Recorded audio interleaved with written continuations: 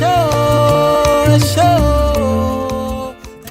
evening to my viewers and to my listeners from all over the world.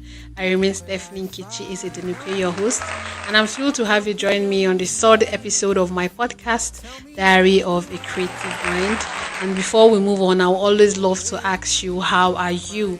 How are you doing? How are you navigating life? Hope you're fine. Hope you're finding time to spend with your family, and at the same time, you're finding time to achieve your career goals and finding time to do what you set your mind to do. Now, today's episode is something that is kind of a reflective episode, and it's gotten from our former episode, Why You Do the Things You Do, and it is called Identity Crisis. Who are you? Who am I? According to the Oxford Dictionary, identity means a condition of what something is or who somebody is. And it's gotten from the Greek word tatushes, please mind my pronunciation, which means sameness.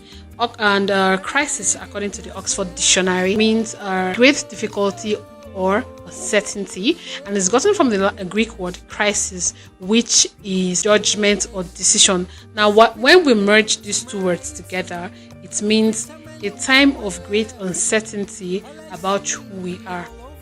There is a lot going on in the world right now.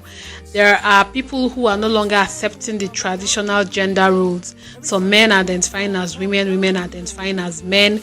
There are people who have gone as far as identifying as animals. We've seen people identify as cats. We've seen people identify as dogs. Some are identifying with non-binary terms as they. Much more than this glaring and literal example, what we want to talk about right now is our identity crisis that comes from the perception of who we see ourselves as. There are people who are experiencing midlife crisis as individuals. There are people who are going through religious crisis. There are people who are going through career crisis. There are so many questions flying all over the place.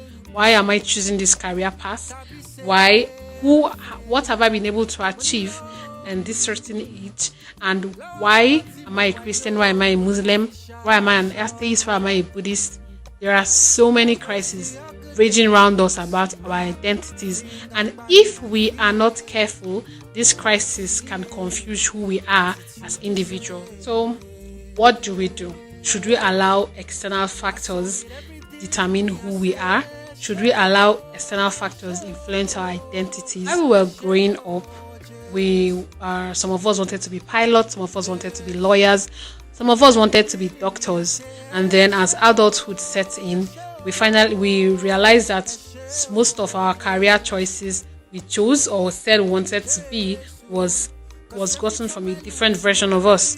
If you've ever gotten to a part in your life where you feel that your former version and your current version do not align, or the things happening around you, the people you used to talk to, everything is kind of confused, you're getting anxious, you're getting into a state of depression, or you're having suicidal thoughts, what actions do you take?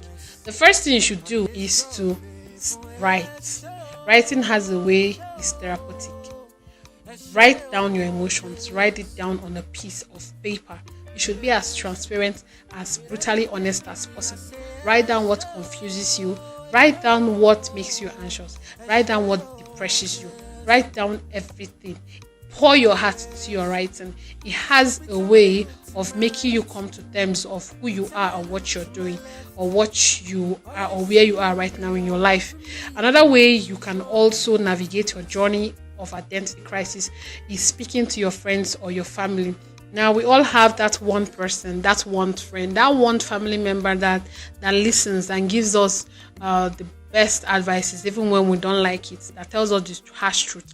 Now, find the time, speak with this person, talk to this person, tell them how you feel, tell them what you're currently facing. And it's better to speak to someone than to bottle your emotions inside of you. And it can be disastrous when you bottle your emotions inside. Another way you can also navigate your journey if you're going through an identity crisis is by speaking to a therapist. There are some people who open more to strangers, who find it more they are more comfortable talking to people who they don't know. They are more comfortable opening up to strangers, looking at it from a different perspective, from a different angle, the faith Christian angle.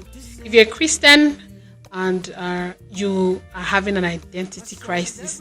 Let's say something happened, you were hurt, you were heartbroken, something negatively happened, you were laid off at work, or you did something you were really not proud of, and then you begin to have this identity crisis. The first thing you should do is to go down on your knees and start praying. Make a prayer of inquiry. Speak to God like you would speak to a brother or a sister or a dear friend. Tell God everything. Say how confused you are. Say the things that makes you scared, the thing that's making you doubt yourself. Speak to God. Talk to Him. He's a loving Father. He will understand, and He's always there. As long as you're praying to Him, He's always there. Another way you can also navigate your journey of identity crisis is by reading the Bible. Now, the Bible is our basic instruction before leaving Earth. Literally, it has every instruction you need. Written down in the Bible is who God says we are. When we don't know who we are, when we don't have people to tell us that, the best way we can know who we are is by reading the Bible. Now, there is a part in the Bible that says that we are a chosen generation. I think 2 Peter, we are a chosen generation, a royal priesthood. And according to Message translation, he said, He has called us out of nothing to something. He has called us from being rejected to accept. Inscribed in the Bible is an identity that God has given to Christians. We are no longer affected by our feelings. We see the story of Jacob. We see the story of Jabez. We see a lot of stories of people who did not allow what happened to them or what life threw at them to change who they were. Maybe they were confused at some point, but in the long run, they didn't allow it to negatively affect who they were. Before I round up, I will want to remind you that it doesn't matter if you've been heartbroken, it doesn't matter if you've been laid off from work, it doesn't matter if you've been betrayed.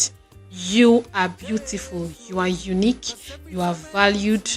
God loves you. You are much more than who the world thinks you are. You are bigger than your emotions. You are bigger than your weaknesses. God doesn't see you from the perspective of your weaknesses or the mistakes you've made.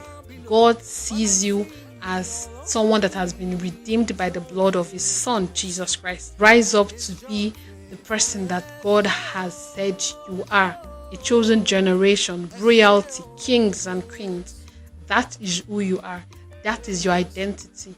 Don't allow the world, don't allow situations, like I said, negatively affect your identity. That is all we have for this episode. I'm Stephanie, your host, and I'm so excited that you were able to listen to the last part of this episode and keep living with your creativity.